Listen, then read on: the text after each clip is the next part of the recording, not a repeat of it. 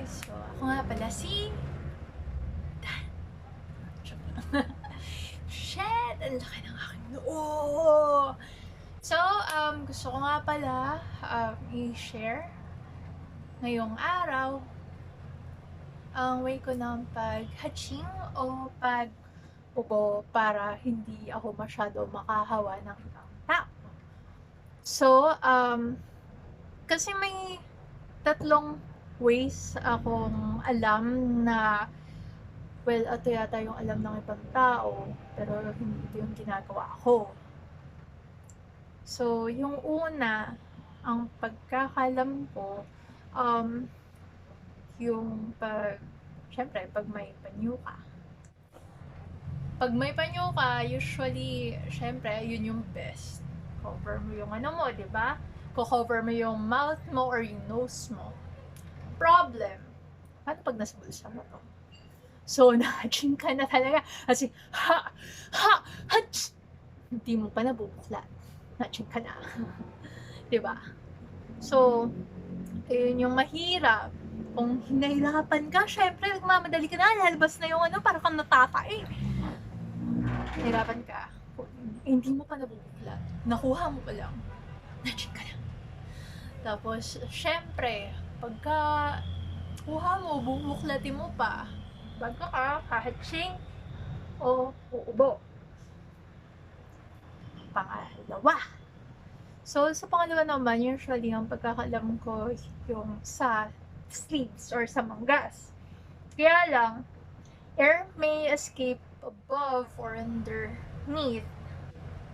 Syempre, pag na-hatching ka, may force. So, pwede mag-escape yung air.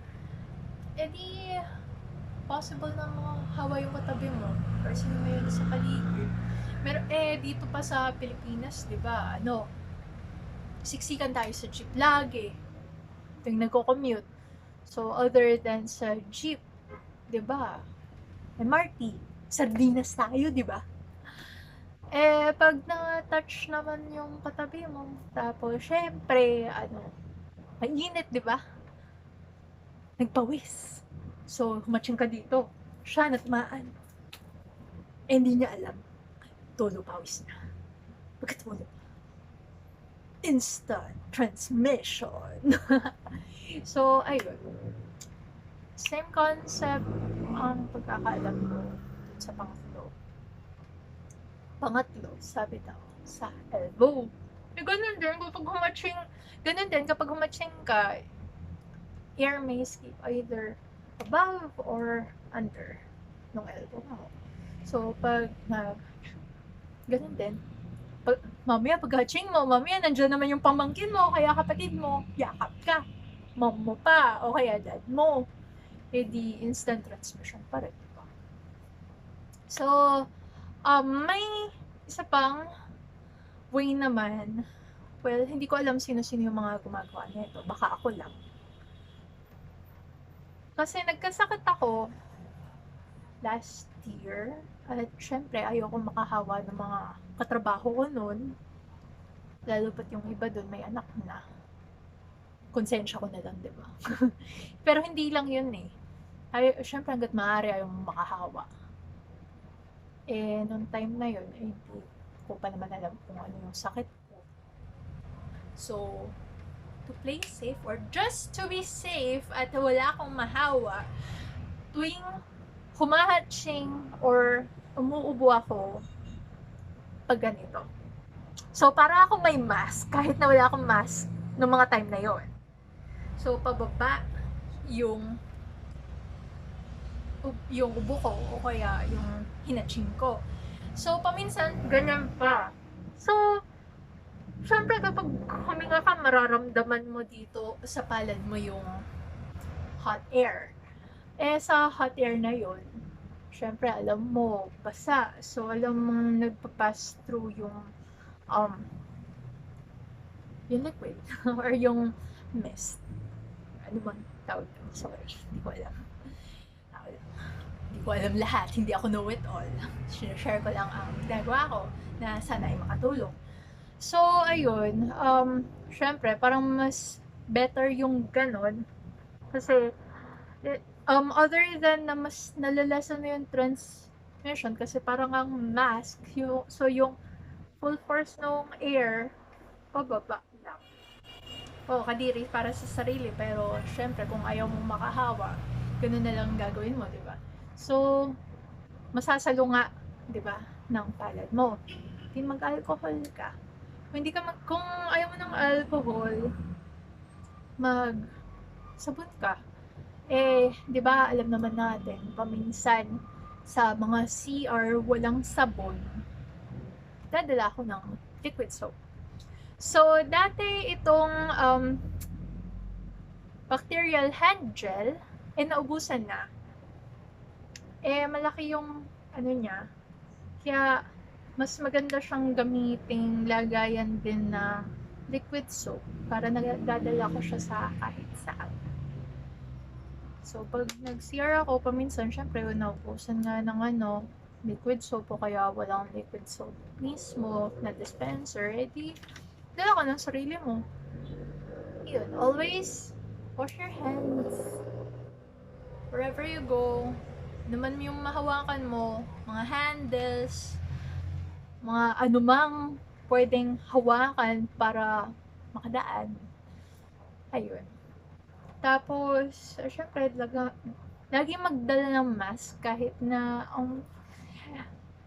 hindi ko pa sure kung confirmed ng possible airborne ang nCov or novel coronavirus. Pero, just to be safe, kahit pa paano, ma-lessen lang yung transmission para hindi tayo mahawa.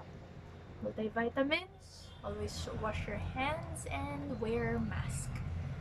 Nagkakaubusan ng mga surgical mask or yung nCov mask or kahit anong mask. So, I highly suggest na pasensya na sa background noise. Katabi lang namin kalsada. Lalo na sa park ako, rinig na rinig pa. So, ayun. At dahil nagkakaubusan ng mga ganong mask. Although I know na mas maganda silang gamitin, pero para maprotektahan mo na rin yung sarili mo, kahit na yung mga telang mask, kahit papano. Kung droplet siya, possible na ano pa rin siya, maka-filter kahit onte. Diba? Tapos, gusto nyo, turo ko na rin ng onte ang proper hand washing. Pasensya na kung hindi tama yung ano ko, pero ito lang yung nasa aking alaala. So, sa alaala ko,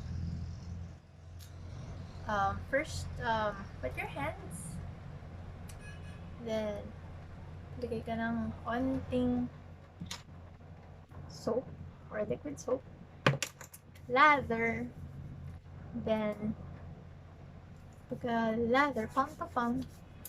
Tapos, back of your hands with fingers interlaced. Tapos, pati sa kabila. And then, sa harap, palm to palm naman. Tapos with fingers interlaced or interlocked. Sorry, hindi ko alam na anong tamang term. Tapos, yung back ng fingers, rub mo against din sa palm. Ayan. Ganun din sa kabila. Ayan o. Tapos, thumb. Pagkataas ng thumb, yung tip ng fingers, then rinse. At dyan nagtatapos ang ating video. Bye! Sana may maganda yung ngayon na share ko sa inyo. Ito lang yung munti kong kaalaman. So, pasensya na sa mga bashers kung magkakaroon ako. At ito lang aking nalalaman. Gusto ko lang makapag-share ng tulong or ano man. Bye!